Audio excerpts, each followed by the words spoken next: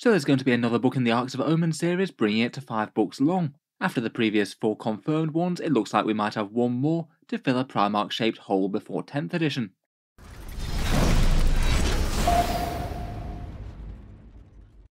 Hello and welcome back to Warspets Tactics, where today I wanted to talk about the Arks of Omen series once more, and in particular cover one little detail that I've missed on the channel. The Games Workshop appear to have confirmed a 5th book for the series, some more content in White Dwarf, and even given us a few more hints as to what's going to be coming in the Angron book, as 40k's end of 9th edition campaign series continues onwards. As we've been talking about over the past few weeks, Arks of Omen is Games Workshop's swan song for 9th edition, telling the story of Abaddon and Vashtor setting off with some space hulks to wreck a whole portion of the galaxy, hunt down a bunch of keys, and assemble a super weapon to turn the tide against the Imperium. Sounds like that'll be the main narrative, though they will diverge out into a bunch of other stuff, as well as the series having quite a lot of stuff if you're more interested in the gaming or the modelling side of 40k, boarding actions, new characters, and some discount box sets. In the actual books themselves, it looks like the only gameplay is indeed going to be the boarding actions content, 40k but indoors, the core rules for the gameplay in the Abaddon book, and it sounds like faction-specific supplements are going to be coming after that. For example, Games Workshop have now just confirmed the Angron book. That's going to have content for a bunch of different factions, namely Space Marines and Chaos Marines, World Eaters, Grey Knights, Guard and Orcs. Around about a third of 40k's factions there. I guess we'll see a few other plot-relevant ones come to the surface in the next few books. It sounds like they're going to get things like warlord traits, extra stratagems and things, and adding a bit more depth to the faction in those game modes if you care about playing the expansion. If you're not bothered by this or the lore, then the books are kind of passable, and the main interest of the Arks of Omen series would be the new models that they're going to be coming out with, which seems to be a whole bunch of character models and some new rules to support them. In terms of characters, we've had Vashtor and Azrael confirmed so far. They're going to be fighting in the 3rd book. Commander Farsight of the Tower is confirmed to be in the series, as per one of their Tarot Teaser cards. Looks like his model is going to be coming out alongside the 4th book, and I feel like there's a very good chance he might be fighting against Boss Snickrot with his new miniature that they've teased in the silhouette form but haven't officially unveiled.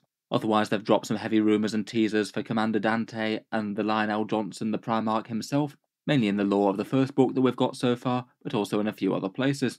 Then we've got a bunch of discount box sets, like Chaos Space Marine Battlefleet Battle Force with the Helldrake Possessed and the new Demon Prince. That's going for pre-order on Saturday, and we'll talk about it a bit more tomorrow. Boarding patrols for Abaddon and some Primaris Space Marines, and Vashtor vs Dark Angels in that big Wrath of the Soulforged King box. Definitely a fair amount of models there. Also, the 2nd book with Angron on the cover certainly ties in with the World Eaters release. Aside from the Angron stuff, the news today is that I'd assumed that there were 4 books, but it actually turns out there's going to be 5. I made a video a few days back talking about that tarot card for Commander Farsight that kind of implied that he was almost certainly going to be in book 4 of the series, and a bunch of people corrected me down in the comments to let me know that Games Workshop had actually confirmed that there would be a 5th book coming, and the way that they'd revealed it was in the January White Dwarf, in a bit of a discussion section around the Arks of Omen. I'm sure that's common knowledge to a whole bunch of you guys, but I wouldn't be too surprised if that's passed a fair few people by.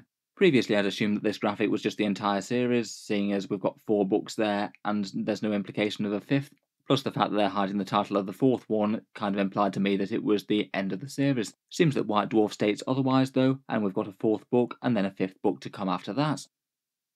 From their teaser and discussion section in the White Dwarf, they basically said that the 5th book is a culmination of the series, the threads of the first 4 books coming together for a big Imperium versus Chaos clash. So that sounds like that's going to be going right back to Imperium versus Chaos, and be less Xenos focused than they said the 4th book would be. They also said that narrative-wise, there'd also be a 6th story kind of running parallel to it, serialised in White Dwarf over a few different issues. But from the way that they were talking about, to me that sounds like that's going to be a standalone mini-narrative, that while it might expand on an interesting subplot of the book series, I very strongly suspect that it's not going to be narrative critical to the final events and the likely return of Mr. L. Johnson. To be fair, having heard that, it does make a lot of sense. My biggest question for the book series was how do you get from starting with Chaos going off to find a super weapon, and then have the 4th narrative book turn out to be a Xenos fight somehow, and that be the culmination of the series.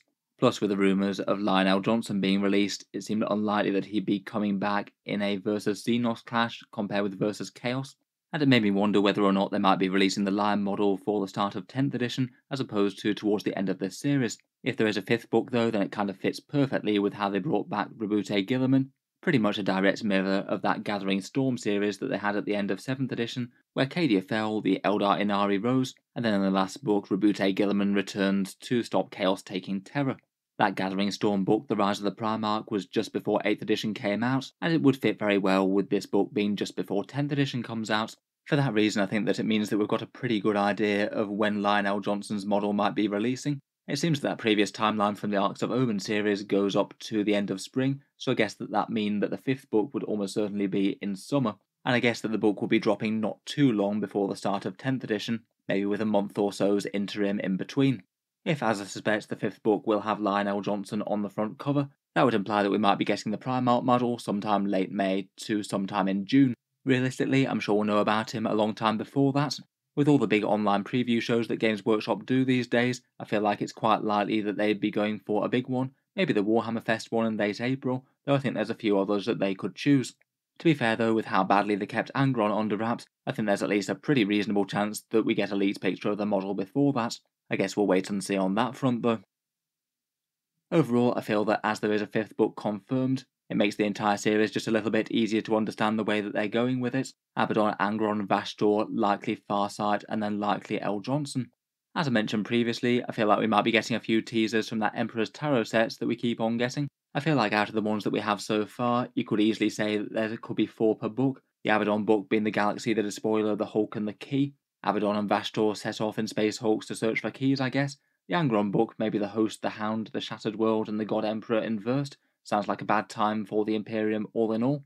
Apparently the story of that book's going to be focused around him assailing an Imperial world, and the Grey Knights doing their best to stop him. The Vastor book could be Demon Astartes, Lightning Tower, and Demon inversed, implying that Vastor might be stopped by the Astartes, the Lightning Tower being a symbol for the Deathwing, and that would fit in pretty nicely with Azrael.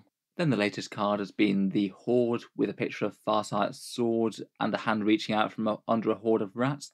If that guess of their system is right, then that would mean that Farsight might be starring in the 4th book. I'd guess that the Horde might represent Orcs, though it could easily just be the Chaos that's been in all the rest of the books. If it's Orcs, then I guess that could be a reason to tie in Boss Snickrot somehow. In any case, I'm pretty certain that the fact that they're rats is just symbolic in this. The cards have been a little bit abstract, and I don't think that we're getting anything like Space Skaven. In any case, it'll be fun to cover the story as it unfolds. I'll try and make a video covering the Angron's book's lore in brief. It'll be fun to see where their narrative goes from here.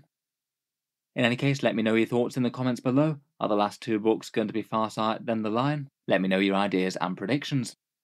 If you'd like to see more like this, check back later. I do try and keep on top of Games Workshop's news and updates on the channel, and I'll have 40k videos coming just about every day. Finally, if you have been enjoying quite a bit, I would just like to quickly mention the channel's Patreon page, which you can find linked in the video description below. Making all these videos does take a fair bit of time and effort, and if you are enjoying a lot, then any support is enormously appreciated. Channel patrons do get a fair few advantages, seeing certain videos early, regular votes to see what sort of things happen next on the channel, and automatic entry into the regular prize giveaways with the chance to win some really big model kits each month. If any of that sounds good to you, or you'd just like to help support, the link is down in the video description. In any case, a massive thank you for listening, and I'll hope to see you guys next time.